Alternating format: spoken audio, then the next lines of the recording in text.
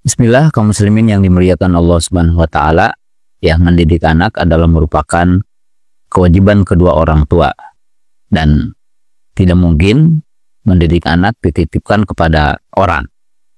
Dan tentunya walaupun kita menyekolahkan, maka sekolah adalah merupakan partner kita.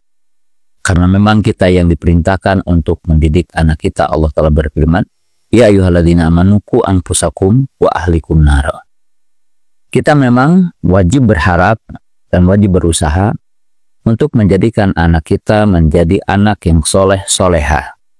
Mendidik untuk memberikan bekal tentang keimanan, akhlak yang mulia, budi pekerti yang luhur. Tapi yang harus kita pahami bahwa anak kita memiliki bakat, kemampuan yang berbeda satu dengan yang lainnya.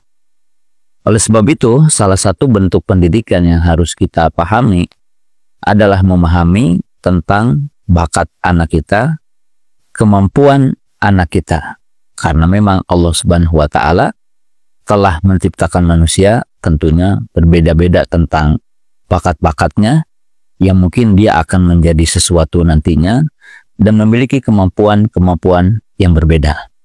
Maka oleh sebab itu orang tua tidak boleh membanding-bandingkan anak dengan anak yang satu, apalagi dengan orang lain.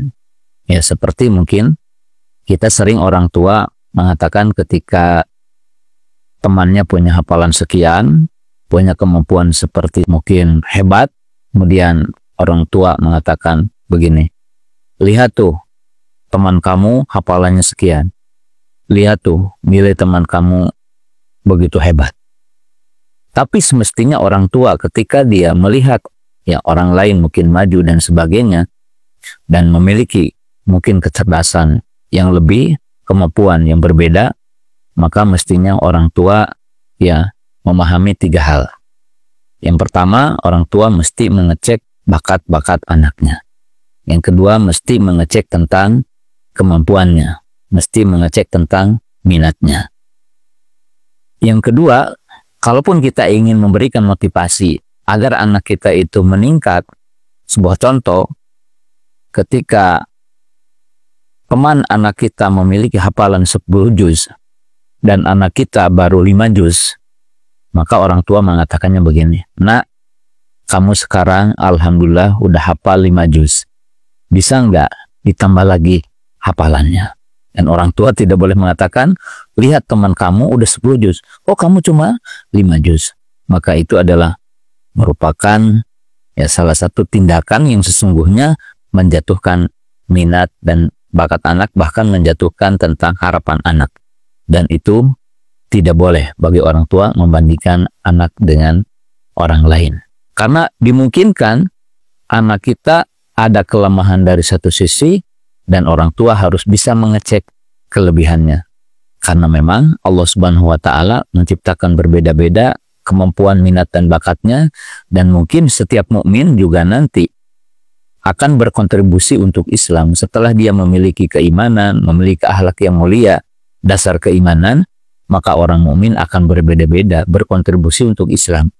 Bahkan yang harus kita tahu, kaum muslimin, para orang tua yang dimuliakan Allah Ta'ala menciptakan surga, pintunya 8. Dan setiap orang punya kelebihan untuk masuk surga.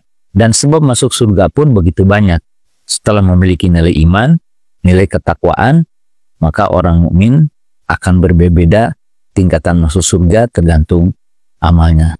Nah, poin yang ketiganya bahwa orang tua harus menerima keragaman anak. Jadi artinya ketika kita punya anak 3, punya anak 4, punya anak 9 atau 10, kita harus menghargai keragaman anak kita, keragaman kemampuannya, keragaman sikapnya, keragaman karakternya, keragaman bakatnya.